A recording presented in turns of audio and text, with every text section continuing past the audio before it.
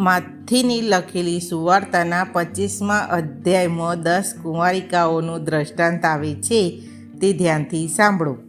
આકાશના રાજ્યને 10 કુંવારિકાઓની ઉપમા આપવામાં આવી છે, જે પોતપોતાની મશાલો લઈને વરને મળવા સારું બહાર નીકળે છે. તેમાંથી 5 મૂર્ખ હતી અને 5 બુદ્ધિમાન હતી.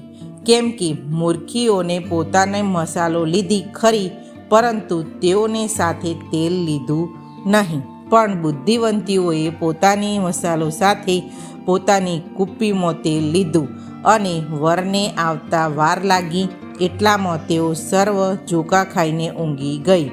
અને મધરાતે બૂમ પડી કે જુઓ, વર આવ્યો અને તેને મળવાને નીકળો. ત્યારે તે સર્વ કુંવારિકાઓ ઉઠીને પોતપોતાની મસાલો તૈયાર કરી, અને મૂર્ખીઓએ બુદ્ધિવંતીઓને કહ્યું કે તમારા તેલમાંથી અમને આપો, કેમ કે અમારી મસાલો હોલવાઈ જાય છે.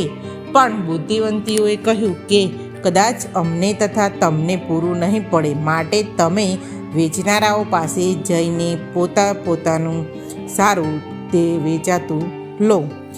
અને તેઓ વેચાતું લેવા માટે ગઈ એટલામાં વર આવી પહોંચ્યો, ને જુઓ, તૈયાર હતી. તેઓ તેની જોડે લગ્ન જમણમાં ગઈ, અને બારણું બંધ કરવામાં આવ્યું.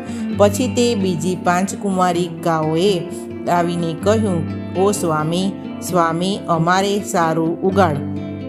પણ તેણે ઉત્તર દીધો કે હું તમને ઓળખતો નથી, માટે તમે જાગતા રહો, કેમ કે તે દહાડો અથવા તે ઘડી તમે જાણતા નથી. શીખ. જે પ્રમાણે 5 મૂર્ખ કુંવારિકાઓને ના પાડવામાં આવી, તે રીતે પ્રભુ જ્યારે ફરીથી આ જગતમાં આવશે અને આપણે તેમને મળવા તૈયાર નહીં હોઈએ, તો આપણે તેમની સાથે આકાશના રાજ્યમાં જઈ શકીશું નહીં.